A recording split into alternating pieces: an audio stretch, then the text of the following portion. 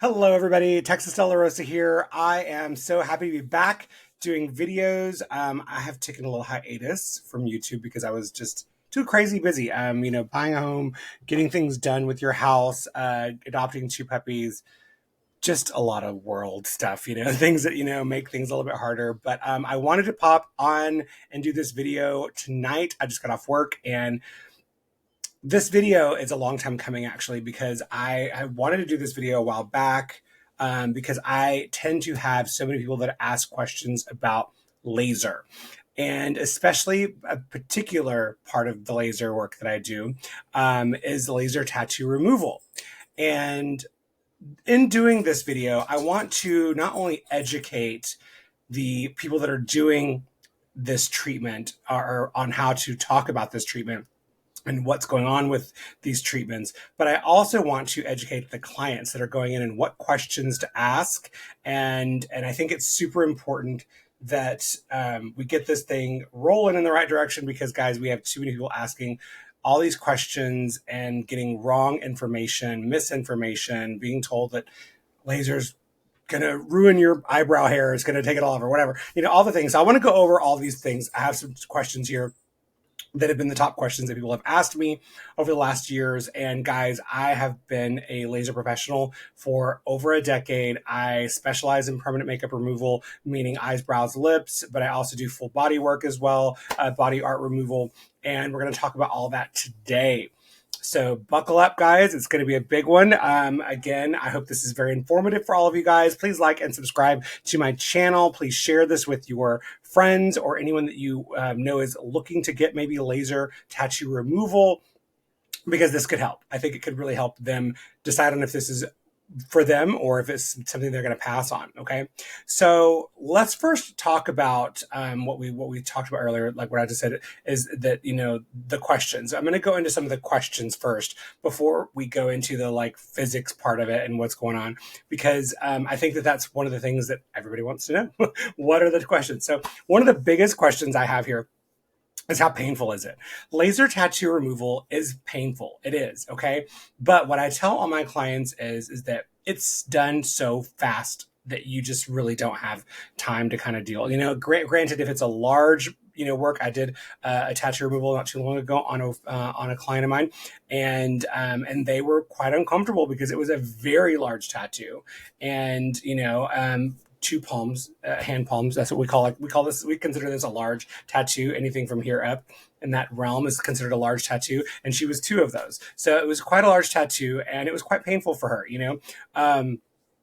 So yeah, that's kind of the thing. But again, everyone's pain threshold is so different. So I just never know what to tell someone about how painful a tattoo is going to be, removal as far as that goes. Because again, it doesn't feel like getting the tattoo at all. I've heard that it's way worse than getting the tattoo. I will definitely say that when we're doing permanent makeup removal, that it is way, way easier to do the permanent makeup than doing the removal. The removal hurts worse, I feel like, than the permanent makeup. Because again, a lot of people use numbing agents for permanent makeup, brows. I mean, my clients don't even bleed. I think lips are probably the most, painful thing that I do as far as tattooing the face goes. And yeah, the tattoo removal is a lot more painful. So I am very honest with my clients when they ask me, is it painful? I say, yes, there's pain involved in getting this removed. We're putting lasers to your skin. Yes, there's going to be pain. But again, we try to make people as comfortable as possible. We do not give anything as far as numbings go. People ask questions. That's one of the questions actually that before I jumped ahead. But one of the questions was, do you use numbing? No, we do not numb for laser. That's one of the biggest, I think, problems is there's a lot of people that say that you can do it. You can, but here's the problem with that. When you are trying to remove something like a tattoo from the body, it is in a certain layer of the skin, okay? When that laser is trying to do its job, it has to go through certain layers of your skin to hit that pigment and shatter it up and break it up into particles, right? So when we put numbing on people, sometimes, not everybody, but this does happen. It has happened to me on multiple occasions, which is why I just won't do it anymore, is because it can actually make the skin expand and swell a little bit.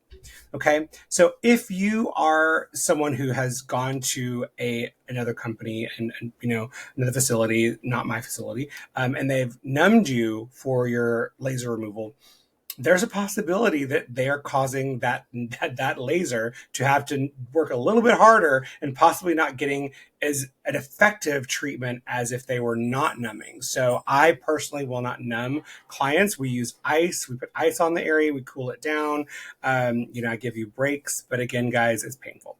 But no, we do not numb. And that's one of the reasons why we don't numb, is because I don't want to change the efficacy of my treatments due to the numbing agents that sometimes are used and then causing swelling. So that answers another question. How many sessions? That is the question that everybody asks me. I literally had that question probably a few hours ago when I was at my clinic. I was had a phone call from a lady who had saline removal done, and we'll talk about saline removal too later. And on her brows, and after they were microbladed, and she said that it just lightened them, but it didn't remove them. And and she just wanted to know how many sessions of laser. I also got another email from a client today as well, about removals on her brows, because she's had 2 laser treatments and they're still there. And she was quoted only having one session would be good enough to get it removed. And then after the second session, she said, because I asked her, I said, well, why are you coming to me now after you were already starting off with another clinic? What made you change your mind, and why are you trying to come to our clinic now to see me? And it was because she said that she didn't feel like, I guess, a trust situation was gone there, because she was told that it would take 1 session to remove her brows. And then after that, she was like, oh, well, they didn't go. Well, now it'll be another session. So they didn't set her up. They set her up for failure, as it were. They didn't set her up for success in saying, hey, there are no definitive numbers. I will not give you a number of how many sessions it's going to take to remove your tattoo if you want it completely gone. If you are someone who is like, I just don't want these anymore, and I've had plenty of clients that come in and say that they're after maybe being botched, having a bad experience with the tattoo, whether it be on their face, their brows, eyes, lips, whatever, they just want it gone, or someone who made a mistake getting a tattoo, they just don't like it anymore, whatever, then I never give you a definitive number, because and we're going to talk about this now. This is really important, guys. This is one of the biggest factors of why I won't give that definitive number. Because in my head, I've done this long enough to where I know about how many sessions it's going to take, I think, to get something lighter. But again, I just won't do it, because when you're getting the tattoo, what machine was used on you? Not all machines are made the same way, guys. It's just like cars out there. There's 4-cylinder cars, there's V6s, then there's V8s, and then there's, there's, again, a Corvette versus a Love Bug. There's all kinds of, different ways I can explain this to you, but I always use cars. They're not all made the same way. And so you've got to look at the machine that was used on you to do that work. Was it a very powerful machine? Then you've got the artist. Now, was the artist very heavy-handed? Okay. Did they cause scar tissue? I have a tattoo back here on my back. I don't know if you can see it, but I'll start it, but eventually one day I'll show it to you. But regardless, it is a tattoo. If I close my eyes, I can feel where this tattoo is, because the guy that did it was a new tattoo artist, and he buried that needle into my back. It bled for almost 2 weeks. I'm surprised it didn't get infected, because I probably wasn't taking good care of it. I think I was 18 when I got it done, and it's raised. It is bubbled and raised, and so that is an absolute scar, okay? Was that artist heavy-handed that tattooed you?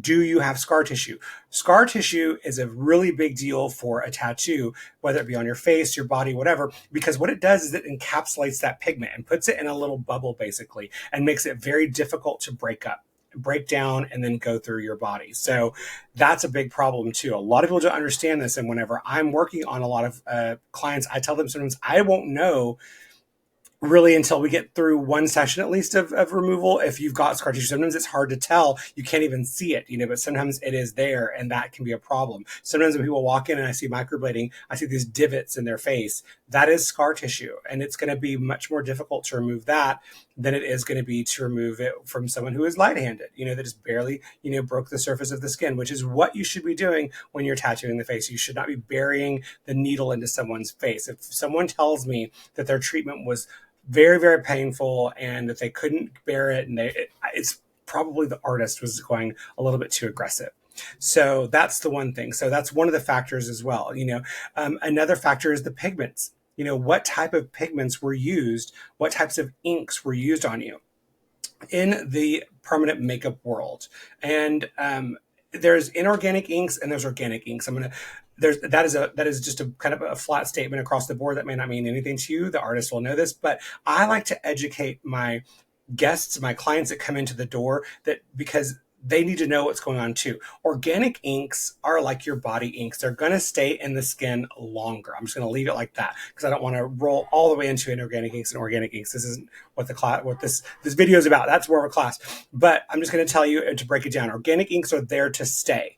Inorganic inks that are used on the skin are a little bit more forgiving and they will fade out over time. They're just made differently. They have a different molecule makeup. So they're just different types of inks, okay? What ink was tattooed into your skin is also important. So I always ask my clients when they come in, say they want to come in to get their brows removed, I ask them, did you ask your artist what was used on you?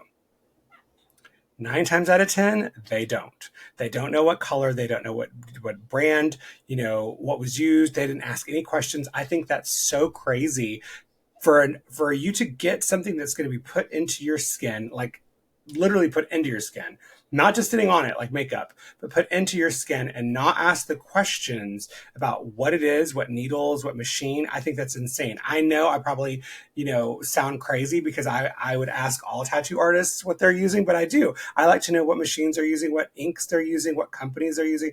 I want to know that this is a brand name quality product. I don't want to know that you got your whole entire tattoo kit from Amazon for $85.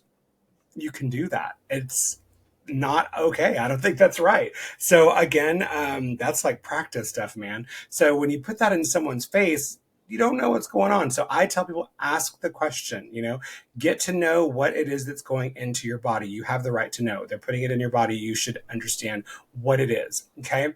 So if your artist doesn't know what type of ink they put into your skin, that's a red flag on being a very new artist. If they don't understand inks and what's going on, because I think there's people ask me, like, well, what's better? There is no what's better. It's what's used for the client, that what they're needing. I always educate my clients on what to expect, how they're going to heal, what to expect longevity wise, is how long this is going to stay in the skin. And your organic inks will stay in the skin longer, but some people don't want that. Some people want to have that flexibility to shift and maybe change up the shape a little bit, or if they decide they don't like this after 5 years or so. But again, we can't tell anybody that the ink's going to be gone in a certain amount of time because we just don't know. The body breaks things down differently. So again, I always tell people, think of like when you look at someone who has a very old tattoo. I like to use my tattoos as you can see this right here. This right here is lettering. Okay, guys. It's very fuzzy. Okay. Very fuzzy. I'll put a picture down in the comments, but it wasn't a fuzzy tattoo when I first got it, guys. This is a fine line tattoo that was done 10, 15 years ago, maybe. And it's now, maybe it's not even that long. I don't even know. It's just been a long time. And I can barely read it. I can't even really see what it is. I mean, I know what it says because I know it's a quote from E. Cummings, one of my favorite poets, but most people can't read it. And guess what? That's what most fine line tattoos turn into over time, is because the body's breaking it down. The body's breaking down that ink. It doesn't think the body is meant to heal. Okay. So the body's always trying to get rid of impurities and get rid of those things. We have cells that are in our body that are constantly fighting all the things that are in our body that are not supposed to be there. And so these cells are getting rid of your ink daily. They're trying. My body's fighting this ink now, And so again, that's another factor is like, how long have you had this tattoo? Again, when we're looking at like, say, someone who just got their brows tattooed and they hate them. Well, if it was just done, I can't laser a fresh tattoo. I have to wait at least a minimum of 4 to 6 weeks before I can get in there and work on you. But we can do saline removal or lightening, as it were, directly after. So, and that is a good window. And we'll talk about saline later, but again, we're sticking with laser right now. But again, laser, I have to wait. So again, if you just got this done and it's a Mayday situation, you need to contact someone who specializes in saline removal, because that's something, or not a chemical removal, non-laser, as it were, because that's what's going to be best for you. So there you go. Another one of the questions that someone asked is, why do you choose laser over saline removal? Okay, my personal favorite has always been laser, bar none. I know that there's other companies out there that will say that saline is the better way to go. Do that first. The biggest problem with this, guys, and we know this in the industry, we meaning the artists, is that it takes so many sessions to get things removed with saline removal. It just does. And I'm sorry, some people they tap out, they give up. The artist is tired of doing it. The client has to wait 8 weeks in between to do this. And we wait 8 weeks for laser to, don't get me wrong. We don't want to cause scar tissue by just going in and lasering your face off, but it just takes so long. With laser, you can get rid of the dark color, which is usually what the problem is. 9 times out of 10, I would say that I get a client that says that they don't like their brows because they're too dark.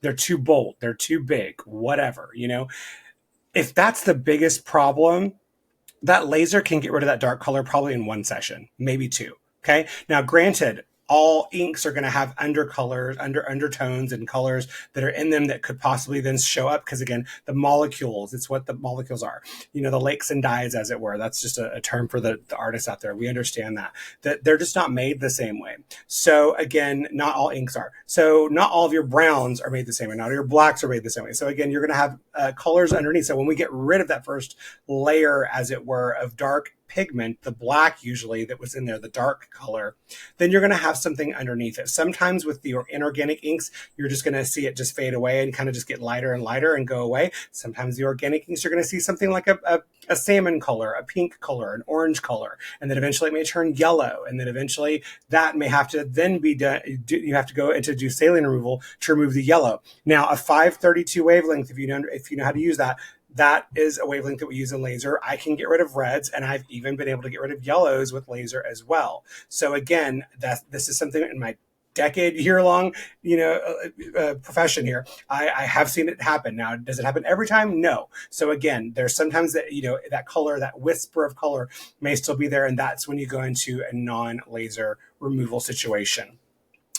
So yeah, I think laser is the better way to go. It's an easier heal, 100% easier for the client. The client's going to feel so much more comfort after the laser is done. Usually when laser happens, you're going to get, the clapping noise, the smoke that's going to feel like, oh gosh, I got a sunburn on my face for, maybe an hour afterwards. And then you may be a little swollen and sore the next day, but usually day 3, you're good to go. We know that with saline removal, it is quite difficult to heal with a scab. We have to, with saline removal, you're tattooing back over the tattoo, and you're literally poking holes in to put a salt and saline solution. Now, again, this sounds awful, but laser's kind of bad too. But there's a time and a place for both. So I will say that they're both needed in the industry. I just don't like saline as much as I do laser. And that goes across the board for any brand. I'm not using any names in this video, but I have found some work better than others. I would absolutely use high reputable companies as far as that goes, 100%, and companies that are good to the artists and that take care of the artists. That's the companies you want to work with. But laser is the way to go, man. Laser will get rid of the dark and get rid of the Mayday situation, as it were. When clients are upset that their arches are way up here and they're black, that was what my client was saying earlier in an email. She hates her arches and her tails. And that is one of the big things is, that's going to need full removal. I can't. So when clients come in with maybe a good shape, and this happens sometimes to me too, a good shape that's just turned a little funky. That's happened to me even with some of my clients. I can't say that I haven't seen that with my own stuff, because I have. I use tons of different ink brands because I test them out for my students and test them out for you guys, so that you guys can see what I'm using. And sometimes that happens to me. Sometimes things come back ashy and I'm like, shit, that sucks. But you know what? Laser is the way to go. Laser will get rid of that color quicker, and then you can get back into it, again. So it just depends on which route you want to go. So again, I have to tell people, if it's the shape is good, then we can do maybe one session of laser and be done with it, let you heal, then go back over that. And maybe we may have to do a little bit of color correction. Maybe we just go in with the target color and it works well. I've seen that happen plenty of times, where people have gone in with laser and just done one session, and then we were light enough to where we could get in and fix the situation because the shape was right. But when the shape is off, for whatever reason, whether an eyeliner, brows, whatever, if the shape is off, then we have to fully remove. And that just takes time, guys. That's the other thing here I want to talk about. One of the questions was, how long do you recommend for healing in between clients? So we do a minimum of 8 weeks. I used to do 4 weeks when I was newer into the laser world. That's what I was taught. Hi, Sammy, my babies. Hi, baby. She is not happy that I'm talking to you guys. Sorry. Anywho, I used to do 4 weeks. I have learned that over time, that is not the best for the client's healing, because they could still be healing in those deeper layers of the skin at even like the 90-day mark sometimes. So I look back on all of my treatments that I did in my early years of laser, and I wish that I'd have waited longer, because I probably did do some damage to their skin. We learn as we go too as well, guys. So I do a minimum of 8 weeks. And then the second part of the question is that when do you recommend doing the treatment after the last laser service or removal service? Okay. So one of the big questions for everybody is, when am I going to get my brows back? When am I going to get my eyeliner back, my lips or whatever? Because they went through all the mess, they got the laser, now they want to get their stuff done. I tell people to be patient. There's nothing worse than going in, and this has happened to me, guys. It has happened a couple of times, actually. So I won't do it anymore. There's nothing worse than getting the laser done and then the brows are, off. They're finally ready, and we get them in too soon, and the body's still healing, and then they reject the pigment that you're putting in. Guys, this happened to me last year. I had a lovely, lovely client who I was so excited to fix her brows because they were really gray and they were just not a good shape. They were kind of straight and oblong in some areas. They were just really not great for her. Caucasian client and blonde, really sweet. And she really wanted to have her brows done at a 6-week mark, because it was like right before the holidays, and then she was going to be traveling, and she didn't want to wait till the new year to get them done, all these things. And I was like, let me just see your skin and see what's going on. But I've got to tell you, I don't think this is smart. I think it's going to be better to wait a little bit longer, what have you. We went ahead and did it. Guess what, guys? She came back in for her follow-up. There was 0 pigment left in her skin. It literally looked like I hadn't even tattooed her. So, guys, this happens on your more mature clients too as well. That means like anyone probably like over 55 in that range. You want them to heal for about 12 weeks after the last removal session. And even in between those removal sessions, you might want to push it to 10 weeks instead of the 8 weeks if they're over 50, I would say, because it takes them longer to heal. And so if you're going in too soon, the body's still healing and it can just completely reject the pigment. And there's nothing worse than that, because then you've got a client that's now freaking out that you tattooed them and now they have no brow or no eyeliner or what have you.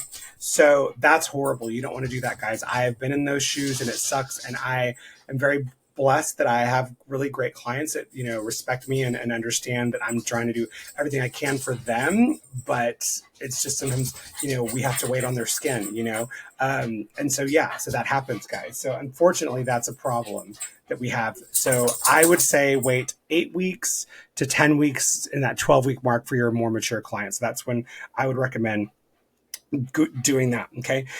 Saline removal. Someone's like, what do you use saline at all anymore? I see you do nothing but laser. Yes, I do saline. Okay. And so I will say this, non-laser removal is needed. Again, what I said back in the first part of the video, when we have someone who's got, say, a botched brow that just came in and they're like, oh my God, I got my brows done at a nail salon yesterday, not last week. That wouldn't work. Yesterday. And they come in to see me today and they're like, help. I wouldn't laser that client. You can't laser them, but I can do a non-laser removal on them or lighten it up a little bit by putting the solution on their skin and helping them along. So that is, I think, very needed. Sometimes in body work and even in permanent makeup, I will flip-flop back and forth. I've had some really great results with a client that we did laser on some words that were on the side of the cheek. And then I did a couple of laser sessions. Then we decided we were going to do some saline removal as well to lighten that up a little bit more. We brought that ink to the surface. So basically with laser, what laser does, and this is where we're going to talk about the physics stuff of it. It's maybe a little boring to you, but this is how basically, I'm trying to make it as easily understood as possible. Laser is going after the color. It's just going after the color. The wavelength that we're using, that is going after that specific color. That color is then shattered by the laser. It's broken down into millions of particles and the body has to absorb it. And then it's excreted through the lymphatic system, okay? So it goes in your body and out, okay? Now, with that being said, chemical removals or these other non-lasers, a lot of them, what they do is what you're dry needling over the area. Like I said, you got your tattoo. This is my nail file. We're just going to pretend I'm tattooing over the area. I'm just kind of opening up skin. And then what I'm doing is I'm putting that salt and saline solution or whatever that solution is that you're using on the skin. That has to sit for so long, 10 minutes, let's say. And then you take it off and then the body's going to scab up, get nice and scabby, nice and scaly. And all of the work is underneath that scab. It's pushing the pigment up out of the skin. So instead of going in the body, as the laser does going into the body, we're going up and out with the saline. So that can bring the the ink closer to the surface so the laser can be a little bit easier to do its job. So sometimes I do flip-flop back and forth, and I've had some really great results with that too as well. Also, on my scar tissue clients, if they do have scar tissue, this makes it easier for the laser because we can break up some of that scar tissue as well by quote unquote dry needling over the area. So it is a necessary situation. Again, I don't hate saline. I just don't like using it on clients that much because again, it takes so long. I was talking to a colleague, friend, yesterday, and we were talking about it, and he was saying that sometimes it takes him up to 8 times to remove something and it's not even working. And so then he's just like, I'm taking this money from you and I don't even want to do it. So then the client's upset, they're upset as an artist, and it just kind of isn't a great situation. So I tend to lean again towards the laser. So I think those were some of the basic questions that come in. I tell people, when you are getting a removal, be patient. It's going to take time. Your body, how healthy you are, is also going to be a big factor. Again, your body has to heal. So if you are doing bad things to your body, if you're smoking, drinking, eating bad, not exercising, no water, all the things, you're probably not going to heal very well. So you've got to also heal. Your body has to heal. So we try to tell our clients to be as healthy as possible to in the best ways you can, drinking water, eating well, taking care of yourself, that sort of thing. Things that would be a contraindication to any type of removal obviously are going to be if you're pregnant, nursing, if you've had any issues with your healing, if you have any autoimmune disorders where you don't heal properly, if you have any situations like maybe seizures brought on by light or triggered by light therapy, then you may not be a candidate for laser. Again, I do laser for eyeliner. So, I put on ocular shields, things that can happen with those. And this has happened to me in the past. I've had clients that get too wiggly and too kind of, and they start clenching. When you clench, this is the eyeball here, okay? This is the top lid, this is the bottom lid. When you clench your eyes, they do this. It kind of pulls in a little bit and there's a little bit of a hole there. Have you ever been running or been sweating profusely and then you close your eyes and you squint and then you kind of clench them and then there's salt and that sweat is all in your eyes? That's the same situation with the laser, when we're doing those little shields on the eye, if you're squinting and moving things around, you're not getting a flush eyelid close, as it were. And so what happens is that laser then can travel, that heat can travel and hit that metal shield, and it can give you what is like a welding burn on your eye. That has happened to a couple of clients of mine because they would not stay still. And I specify this in every single session. You have to remain still. You have to not move, because I can do some major damage. And if you move, things can happen and go wrong. So it does happen. I've only had this happen twice, actually, in my entire career, but it has happened. And so I'm always honest about that. And both of them knew exactly what happened because I told them what was going to happen. So again, learn your lesson. Don't move. Be very still. Go to your happy place, whatever you need to do. But yeah, it's a thing that can happen.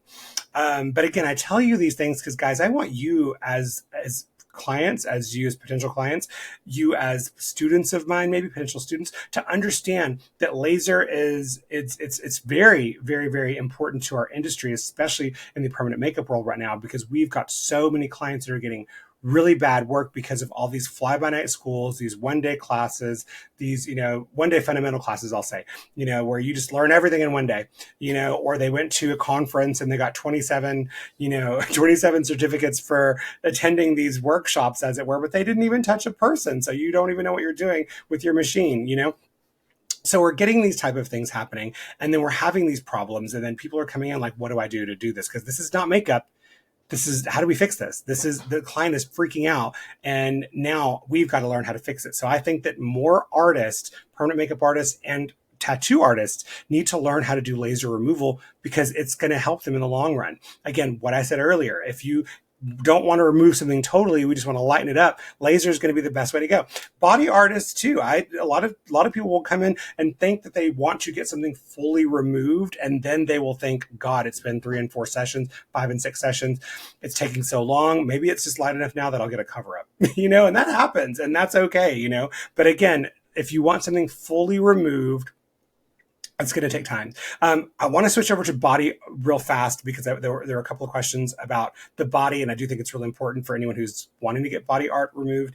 What are some of the colors that are the hardest to remove? The hardest colors to remove are going to be your pastel colors in laser. Okay, so meaning like your yellows, your lighter blues, your purples, those colors are going to be more tricky to get out. Your pinks, things like that. Those are going to be really tricky to get rid of, because again, the laser is going after pigment, and different wavelengths target different colors. Your 1064 targets your darker colors, your 532, your reds and your oranges and your possible yellows, and then you have your 585 that's going to be your greens and your blues and your purples. But again, there's some colors that are just very tricky to get out. So again, sometimes we do need to use those other types of removal methods other than the laser to get those colors out if you want something completely removed. I was removing a Tinkerbell on a woman's hip for years, probably like 3 years we were seeing each other, every 8 weeks. And, we finally got it all gone, but the only parts that were showing was her little hair and then some yellow little pom-poms on the feet. Those were the last bits of the tattoo that were there on her hip. And it was really funny because it was odd looking, but we did, eventually get rid of them. But it was the yellow parts. It was just difficult to get rid of, we got rid of her green, we got rid of her black outline, all the other colors. But again, it took some time. One of the bigger factors, this isn't a question, but this is something I do tell people, is that, the placement of the tattoo on the body as well is really important, because again, where your tattoo is, if it's on your hands, like this one on your wrists or what have you, it's going to be further from the heart. So we have less blood flow in those areas. Those are much more tricky to remove. Feet take forever. I'm going to tell you, knuckles, fingers, all that will take forever. It's going to take a long time. So we may have to, again, go in and flip flop those situations, because again, there's just not a lot of blood flow in those areas. And unfortunately that is a problem, because we want to get as much blood flow going when we're doing these laser treatments to get that kind of, that ink to be pumped through the blood, through the lymphatic system, basically through the blood.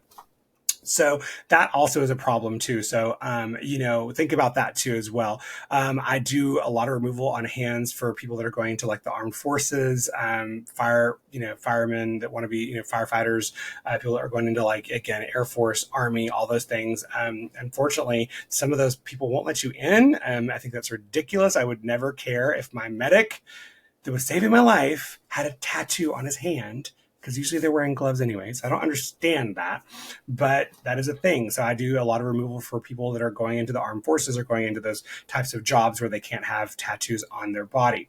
And it takes a long time. So think about this before you get your tattoos. If you're ever interested in going into any of the armed forces or any type of job like that, you may not get hired if you have tattoos on your face, your neck, or your hands. Okay. Now, granted, once you're in, they usually let you do whatever you want. So again, after you, I think you hit a certain rank or level, then you can get a tattoo, which I think again is just crazy, but that is actually how it works. And so it happens a lot. So that's pretty much how it works. Oh, one of the other things I did, this isn't a question, but I did want to talk about it, is there's tons of videos of tattoo removal, even on my page, where we're doing removal and you're seeing it just turn white and looks like it's instantly gone. That's a big farce too, guys. Big lie, big old lie. That is a gas reaction that's called frosting in the industry. We call that in the laser industry called frosting. And what it is a gas reaction to the laser responding to the ink, okay? So it's going to look like that for maybe 15, 20, 30 minutes, and then the color is going to slowly start blooming back up to the surface. So those videos never show you what that same tattoo looks like in an hour, do they? There you go. So now you have been bamboozled by some of these people that are like, we got rid of this tattoo in one session. Look back at it again, guys. Look back at that person and see if they ever post that picture ever again, because it's just not happening. No tattoo I've ever removed has been completely removed in one session. I will say I've done some amazing work. I've done, I actually just did a video with someone that was wanting to know about this. So I pulled this up, guys. This was a client that I wanted to show you. I will put this right here. There we go. So this is a client here that this is her brows that she had. This is after one laser session. So this shows the frosting, how they look kind of white a little bit. It's kind of hard to tell, but you can kind of see there. Okay. Now, this never happens, guys, because I was shook. So she contacts me and she's like, I don't think I need another session. And I was like, of course you do. It's only been one. What are you talking about? Like 2 weeks later, she literally sends me this picture and is like, look at that, guys. She literally has like zero pigment. I mean, it's like just a whisper of pigment in the skin, guys. And this one's almost completely gone. Look at that. One session. So that happens too. I was shook. I couldn't believe it. I was like, are you serious? And she's like, yeah, I'll send you some pictures. So I was like, that is insane. So again, there's still some ink there. So I can't say it's completely removed, but that is pretty damn good. So there you go. All right, guys. So that's my take on laser. I hope this was informative for you. I hope that you learned a little bit about what can happen, what to expect. It's going to take time. There's going to be some discomfort. There's going to be some swelling, some itching and healing. One of the things that I tell people always when you're getting removal is you want to keep it clean, absolutely clean. When we do laser removals, we recommend using silver gel, which we sell from Elta, MDELTA, Elta, MD. Their silver gel. It's an antimicrobial. We have our clients wash with dial antibacterial soap or like an antimicrobial cleanser, like our dermal wound cleanser from Elta. That's just going to help them keep from getting infection. That's super important. And when you're doing the saline removal, we also recommend cleaning with just dial antibacterial soap or some sort of antibacterial soap. Nothing that's going to have perfumes and your body washes like Axe and all those things. You just don't want to do that. Caress. That's still a thing. Caress, is it still a thing? So, but some of those scented stuff, you want to stay away from those things. But other than that, yeah, it's a pretty easy treatment as far as I think. I think that laser is just a better way to go. I think there's, again, room at the table for both of the types of removals, but I do think that laser is the better way to go. And I do think laser needs to be done first before any other permanent makeup removal. Okay. So there you go. All right, guys. I think that's it. I think that's all I have questions for. You know what? I do have one more thing. That just reminded me. Looking down, I saw lips. With laser and lips, there's always a possibility that red that if your ink has titanium dioxide in the pigment in your lips, there's always a chance it can turn a little bit of a brown, mucky color while it's being removed. It will go away, but just know that it will look funky, real funky for a while. I've had this happen to a lady that I was removing just her Cupid's bow. It was a little higher. She went to another artist, and it happens.